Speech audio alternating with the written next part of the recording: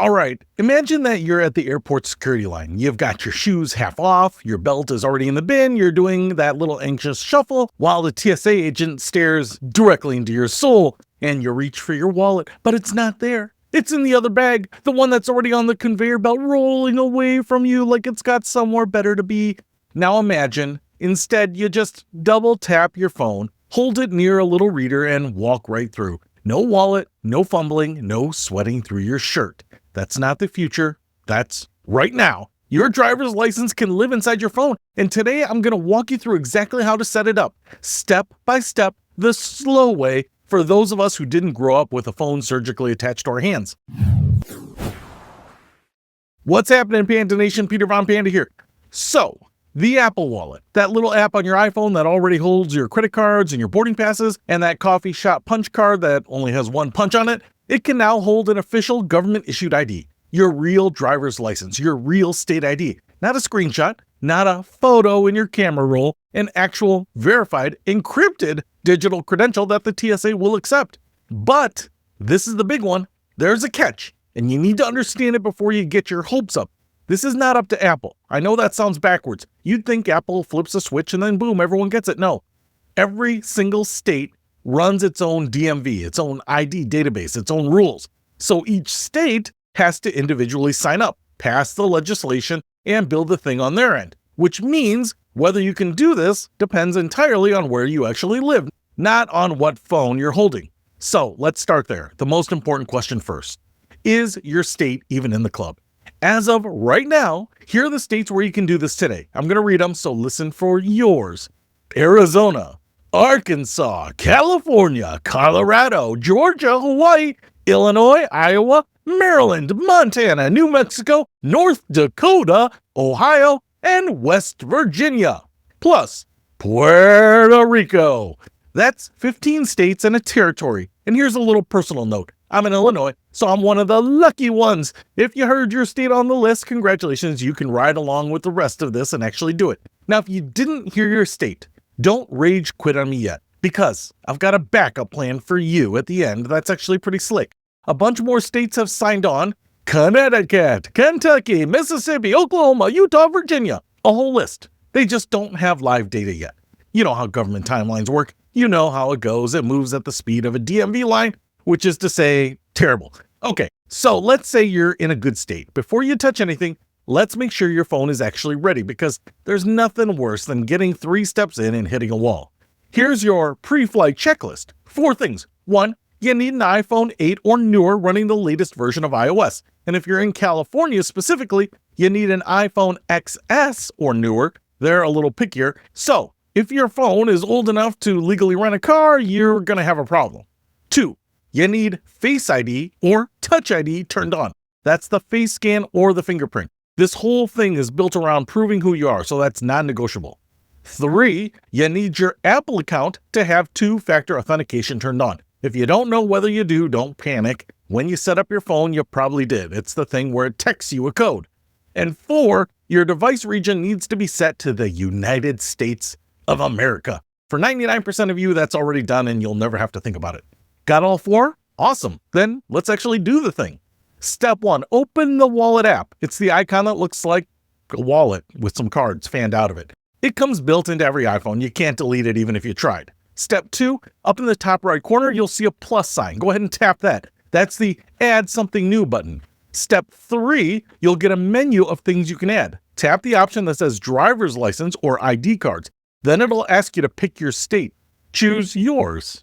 Step 4, now it asks a question. Do you want to add this to your iPhone or to your iPhone and your Apple Watch? If you've got one paired, pick whichever you want. If you don't have a watch, this is a non-issue. Just do the phone.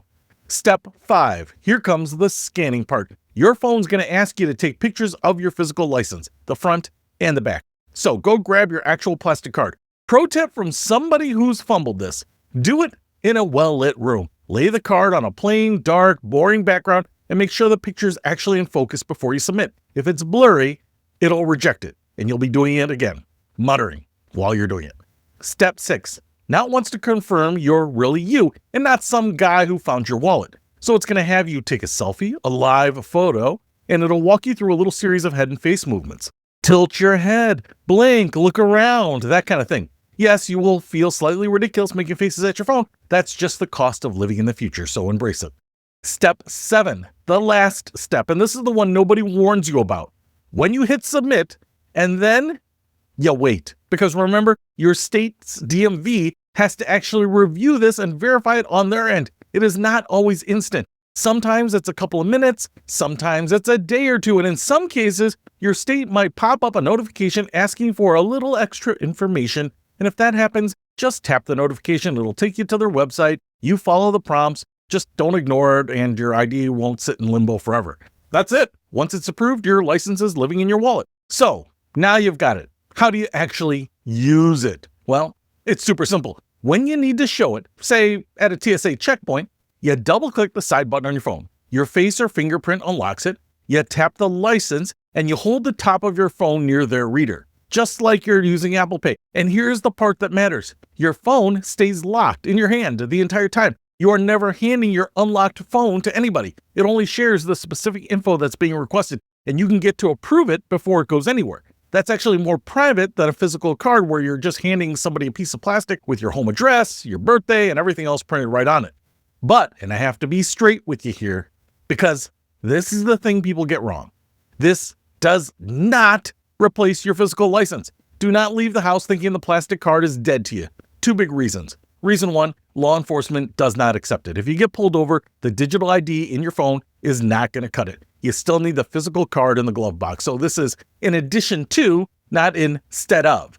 Reason 2, it's not accepted everywhere yet. Where it really shines right now is the airport. Apple Wallet IDs work at TSA checkpoints at over 250 airports across the country for domestic travel. That's a genuinely huge practical use. But your local liquor store or the bouncer at the bar, they're probably going to want the plastic. We're still in the early innings here. So think of it this way. Right now, the digital ID is a fantastic convenience layer on top of your real ID. It's not a replacement. It's a really nice upgrade for specific situations that mainly involve travel. Now, I promised the folks in the non-supported states a backup plan, and here it is, because this is genuinely useful. If your state isn't on the list yet, but you have a current valid US passport, you can now create a digital ID in Apple Wallet based on your passport instead, and you can use it at those same TSA airport checkpoints for verifying your age and identity on domestic flights. A couple of catches. It needs a newer version of iOS, and it is strictly for domestic use. It does not replace your actual physical passport, and you cannot use it for international travel. But if you're stuck waiting on your state and you just want that sweet, sweet airport convenience, that passport route is your golden ticket right now.